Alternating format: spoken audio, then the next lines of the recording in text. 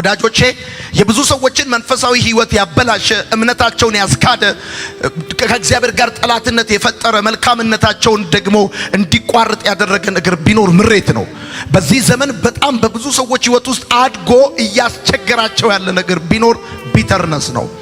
የዚህ ቢተርነስ የመራራነት ምክንያት የምሬት ምክንያት ምንድነው ሲባል ጻፉ። የምሬት ምክንያቶች አሉ። ሰዎች ዝም ብለው ከመሬት ተነስተው አይደለም በመራራ የሚሆኑት በምሬት ውስጥ የሚያልፉት ማለት ነው። የመጀመሪያው ነገር ምንድነው? የምሬት ምክንያት ምንድነው? ጉዳት ነው። ሲጎዱ፣ በወዳጅ ሲጎዱ፣ በጓደኛ ሲጎዱ፣ በቤተሰብ አባል ሲጎዱ አንዱ የምሬት ምክንያት ጉዳት ነው። የምሬት ምክንያቶችን ማወራው በብዙ ሰዎች ልብ ውስጥ አድጎ እያስቸገራቸው ያለ ነገር ቢኖር ምሬት ነው። ወዳጆቼ ይሄ ምሬት የሚባለው ነገር ምን አይነት ተጽዕኖ እንዳለው በኋላ ላይ ያሳያቸዋለሁ። ግን ሰዎች ከመሬት ተነስተው የመራራነት ስር በውስጣቸው አያድግም። ጉዳት አለ። በሚያምኑት በትዳር አጋር፣ በቤተሰብ በሚያገለግላቸው በሚያገለግሉት በሚወዱት ዋጋ በከፈሉለት ሰው ሲጎዱ ሰዎች ምሬት በውስጣቸው ያድጋል። ሁለተኛው ጻፉ፣ ክህደት ነው። ሲከዱ ባመኑት ሰው በሚወዱት ሰው ለክፉ ቀን ይሆነኛል ብለው ባሉት ሰው ሚስጥራቸውን ባካፈሉት ሰው ሁለንተናቸውን አሳልፈው በሰጡት ሰው ሲከዱ ምሬት የሚባለው ጉዳይ ያድጋል፣ ያስቸግራቸዋል። ሶስተኛ ያልተሟሉ ተስፋዎች ኤክስፔክቴሽን ከመኖሩ የተነሳ ብዙ የሚጠብቁት ነገር ኖሮ ይደረግልኛል ብለው ይሆንልኛል ብለው ጠብቀው ነገር ሳይሆን ሲቀር በዚህ ምክንያት ሰዎች ምሬት ዲቨሎፕ ሊያደርጉ ይችላሉ። አራተኛው ኢፍታዊነት ነው። ወዳጆቼ ዕብራውያን መጽሐፍ ምዕራፍ 12 ቁጥር 15 ምን ይላል? መራራ ስር አድጎ እንዳያስቸግራችሁ ይላል። በብዙ ሰዎች ህይወት ለምሳሌ እኔ ለዚህ ትምህርት መነሻ የሆነኝ ነገር ምን መሰላችሁ? ቆላስይስ መጽሐፍ ምዕራፍ 3 ቁጥር 19 ነው። ባሎች ሆይ ሚስቶቻችሁን ውደዷቸው እንጂ መራራ አትሁኑባቸው ብሎ ይናገራል። ለምንድን ነው ይሄን ቃል የሚናገረው ብዬ ብዙ ሪፈር አረኩኝ። ብዙ መጽሐፎችን ለማየት ፈለኩኝ። ምንድነው ብዙ አስተማሪዎች ቢናገሩት ባሎች ሆይ ለምንድን ነው ሚስቶቻችሁ ላይ መራራ አትሁኑባቸው የሚለው ብዬ ሳነብ አንድ ጸሐፊ የሚገርም ነገር ተናገረ። ሚስቶች የሙሉ ጊዜ ስራቸው አለ ባሎቻቸውን እየተከተሉ ልክ አይደለም ማለት ነው። የሙሉ ጊዜ ስራቸው በቃ ሙሉ ጊዜ ተሰጧቸው እሱ እየተከታተሉ ልክ አይደለም ይሄን አታርግ ማለት የሙሉ ጊዜ ስራቸው ነው አለ። ከዚህ የተነሳ በጣም ተንገሽግሸው በጣም ተማረው አያችሁ በፎርስፉል የሆነ መልስ እንዲመልሱላቸው ባሎች ይገደዳሉ ብሎ ይናገራልና ላይክ አድርጌዋለሁ። በዋነኛነት ግን እንድታቁ ፈልገው ነገር ምንድነው ወዳጆቼ? ሰዎች ይሄ መራራነት የሚባለው ጉዳይ ዝም ብሎ አይፈጠርም። በልባቸው ውስጥ ጉዳት ሲያስተናግዱ ሲጎዱ፣ ፋይናንሻሊ ሶሻሊ ብዙ ውስጣቸው ሲጎዳ፣ አንደኛው ክህደት ሲከዱ፣ ያልተሟሉ ተስፋዎች፣ አራተኛ ጻፋችሁ ኢፍታዊ የሆነ ህጋዊ ያልሆነ በደል ተፈጽሞብኛል ብሎ ሲያስቡ ኢፍታዊነት ጻፉ። ኢፍታዊነት በቅንፍ አድርጉና በደል ደርሶብኛል፣ ያላግባብ ተበድያለሁ፣ ይሄ ለኔ አይገባኝም፣ ይሄን ዲዘርቭ አላደርግም፣ በድለውኛል፣ ሰዎች ክብሬን አዋርደውታል፣ ጎድተውኛል ብለው ሲያስቡ። አምስተኛው ምሬትን ክሬት የሚያደርገው ነገር ኩራት ነው። ምሬትን ክሬት የሚያደርገው ነገር ኩራት ነው። የእግዚአብሔር መንፈስ በዚህ ትምህርት በኩል የብዙ ሰዎችን ልብ በዚህ ቤት እንደሚፈታ 100% እርግጠኛ ነኝ። እንዴት ብላችሁ ከጠየቃችሁኝ ተመልከቱ። እናንተ እንደ ክርስቲያን መጽሐፍ ቅዱስ ላለመበደላችሁ መተማመኛ አይሰጣችሁም፣ ጋራንቲ አይሰጣችሁም። ሰዎች በማወቅም ይሁን ባለማወቅ ሊበድሏችሁ ይችላሉ፣ ሊጎዷችሁ ይችላሉ። ሆን ብለውም ሊሆን ይችላል፣ አቅደው አስበውበትም ሊሆን ይችላል፣ ሳያስቡበትም ስሜታዊ ሆነው እግረ መንገዳቸው ነው ሊበድሏችሁ ይችላል። እናንተ ላለመበደል ምንም ዋስትና የላችሁም። ግን መራራነት ቢተርነስ ቾይዝ ነው፣ ምርጫ ነው። ለዚህ ነው ባሎች ሆይ ሚስቶቻችሁን ውደዷቸው እንጂ መራራ አትሁኑባቸው። ኢትስ ቾይዝ። መራራ አትሁኑባቸው ካለ ሊሆኑባቸው የሚያስችል ነገር አለ። መርጠው ነው መራራ ባይሆኑት እንጂ መራራ ላለመሆን ፈልገው ምናምን ብቻ መርጥ። ኢትስ ቾይዝ። ወዳጆቼ እንዲህ ብላችሁ ጻፉ። ምሬት ከእግዚአብሔር ጋር ጠላትነትን ይፈጥራል። መጽሐፍ ቅዱሳችን ላይ የቆሬ ልጆችን ማንበብ ትችላላችሁ። ምሬት ከእግዚአብሔር ጋር ጠላትነትን ይፈጥራል።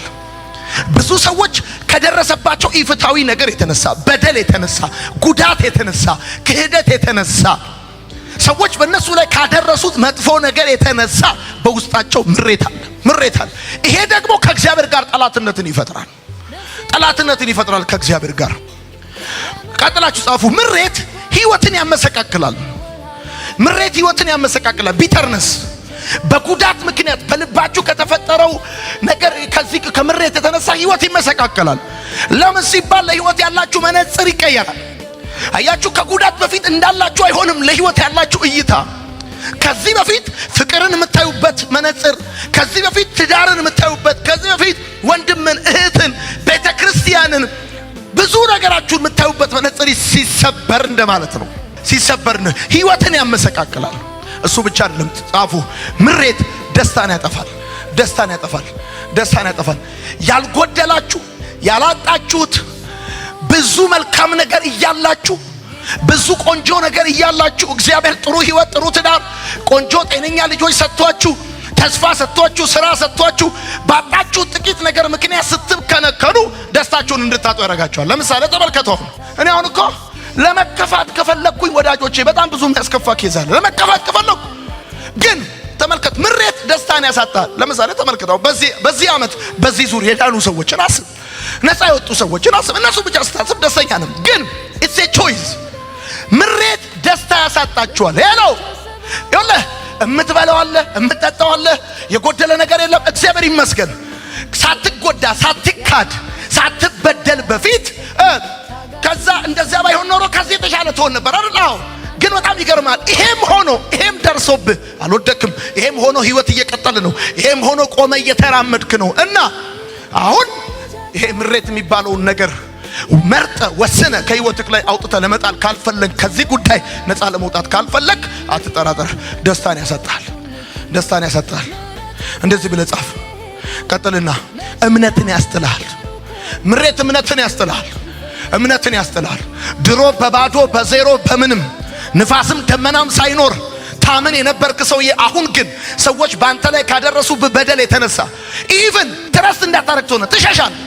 እምነትን ያስጥልሃል። ምሬት የሚባለው ጉዳይ እምነትን ያስጥልሃል። ሄሎ እምነትን ያስጥልሃል። እኔ ሀቅ ነው የምነግርህ። እምነትን ያስጥልሃል። ጻፍ። ቀጥልና ምስክርነትን ያበላሻል ብቻ ሳይሆን መልካምነትህንም ይሰርቃል። ብዙ ጊዜ አይታችሁ ከሆነ ሰይጣን የሚዋጋችሁ ውለታ በዋላችሁለት ሰው በኩል ነው። ደግ ባረጋችሁለት፣ ባገዛችሁት፣ በክፉ ቀን በደረሳችሁለት ሰው በኩል መጥቶ ይዋጋችኋል። ብዙ ነገር ዋጋ በከፈላችሁለት ሰው በኩል መጥቶ ይዋጋችኋል። ለምንድን ነው ሰይጣን በሌላው በመደበኛ ሰው በኩል የማይዋጋችሁ? መልካም ባረጋችሁለት ሰው በኩል ብቻ እየመጣ የሚዋጋችሁ? ቢኮዝ እግዚአብሔር የሚወድላችሁና በእናንተ ውስጥ ያስቀመጠው መክሊት መልካምነታችሁን እንዲቋረጥ ስለሚፈልግ ነው። መልካምነታችሁን እንደ ሞኝነት፣ እንደ ዝርክርክነት፣ እንደ አቅመ ቢስነት እንድትቆጥሩ ስለሚፈልግ ለምሳሌ ተመልከቱ። አሁን ይኸው እኔ በዚህ ጉዳይ በጣም ተፈትኜ ስለሆነ ነው የምነግራችሁ። በጣም ተፈትኜ የተፈተንኩበት ጉዳይ ነው። ለምሳሌ አንዳንዶቹ መልካም ወጣት ይመጣሉ። ልክ እንደናንተ ነው የመጡት፣ ተመዝግበው ነው የመጡት። ሲጀመር ማስታወቂያ ነገረን አመጣናቸው እንጂ ሰዎቹ እኛን አላመጡንም። ከመጡ በኋላ እዚህ አስተምረን ጸልየን ምን አድርገን ብር ሰጥተን የሆነ ነገር አድርገን ምናምን ስናበቃ እናመሰግናለን እንኳን ባይሉ እሺ ይሁን፣ አትሊስት እንደው ምስጋናው ይቅርና መልሶ አፈር ባይበትኑብንስ? ቆም ብዬ ሳስብ መልካምነቴ ሊያስጥለኝ፣ እውነቴን እኮ ነው የምነግርህ። መልካምነቴ አንድ ፓስተር እንደዛ ብሎኝ ያውቃል። አንተ ምን አታገለ ዱርዬ ሰብስበህ ምናምን አለ። እኔ ደግሞ ዱርዬ አይታየኝም። እንዲህ ሲታየኝ ዱርዬ አይታየኝም። እኔ ሲታየኝ የሚታየኝ አሁን ለምሳሌ ሱፍ ካደረገው ሰው ውስጥ ፓስተር ብታይ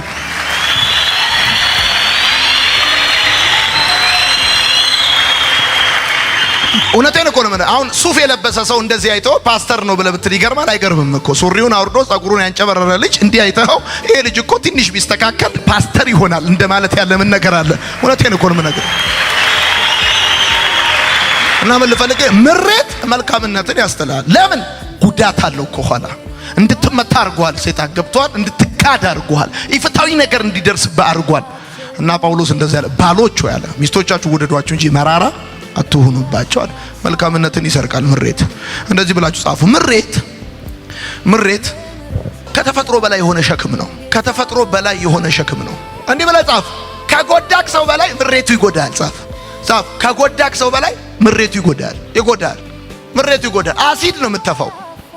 የሚለው አበሻ ለምን ይመስላል ይላል። ተቀላ ከሆነ ሰዓት በኋላ ኢትዮጵያዊ ይላል። ምን ይላል? በቃ ይሄ ጨጓራው ምናምን ምን ይላል? ምሬት እኮ ነው። አሲድ አለ እዚህ፣ ቦምብ አለ፣ የተያዘ አለ ይላል። በቃ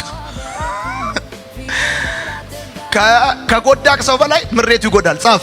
ካጣኸው በላይ ምሬቱ ብዙ ነገር ያሳጣሃል።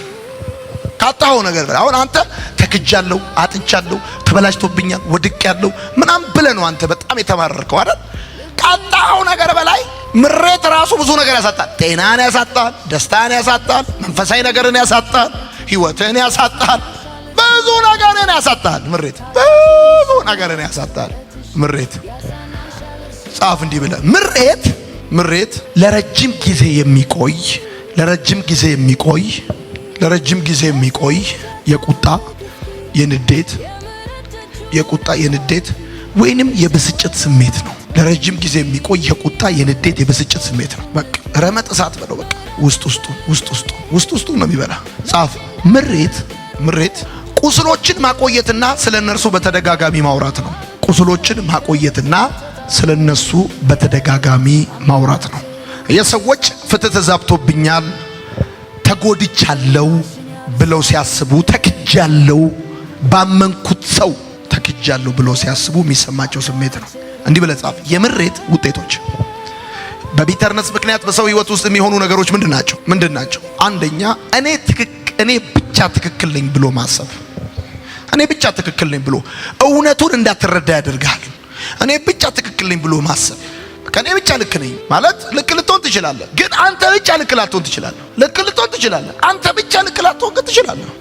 ሁለተኛ በሌሎች ላይ መፍረድ። አየህ፣ ከዚህ ከጉዳት ከኢፍታዊ ነገር ከበደል የተነሳ በሰዎች ላይ ፈራጅ እንድትሆን ያደርጋል።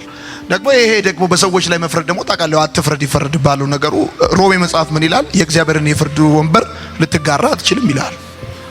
እግዚአብሔር ለማንም የፍርዱ ወንበር አሳልፎ አይሰጥም፣ ለማንም አይሰጥም። ሶስተኛ የበቀል ሐሳብ። አራተኛ የኃይል ድርጊት መፈጸም። አምስተኛ ሱሰኝነት።